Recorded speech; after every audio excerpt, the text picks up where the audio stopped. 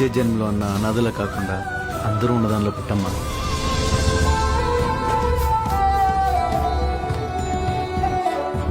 రే భాష, నువ్వేంట్రా? నువ్వు ఇక్కడ? ఏదో అనాశంరా, ఎవరూ లేకపోతే చివరి దాకా వచ్చా. అన్నీ బాగానే చేశానులే. అమ్మకి తెలిసి చాలా ఆనందపడతారా. నువ్వు ఆవిడని చూడలేదా? లేదురా. ఆవిడే మీ అమ్మరా? మా అమ్మ ఏంట్రా? మా అమ్మ ఏంటి? అసలు మా అమ్మ చచ్చిపోతా? నీకు వెతకడం కుదరకపోతే వదిలే, నేను వెతుక్కుంటా. మా అమ్మ చచ్చిపోయిందంటావేంట్రా? ఏంటన్నా ఈ పెచ్చిన కొడుకు? ఆడికి ఏం మాట్లాడాలో ఏం మాట్లాడకూడదో తెలీదా? ఆవిడ మా అమ్మ అంటాడేంటనా? అసలు మా అమ్మ ఎందుకు చచ్చిపోతానా? ఈ నరకం పగవాడి కూడా రాకూడదు, రాకూడదు.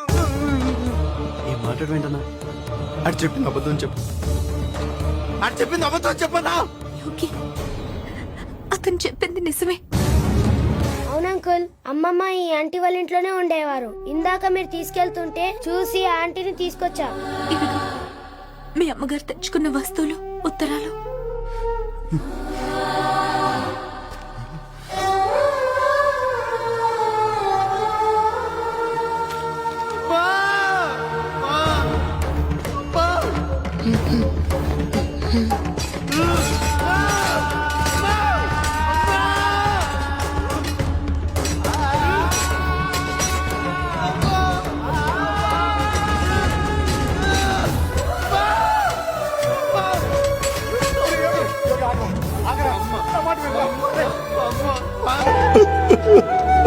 మా అమ్మ అన్నా, మా అమ్మ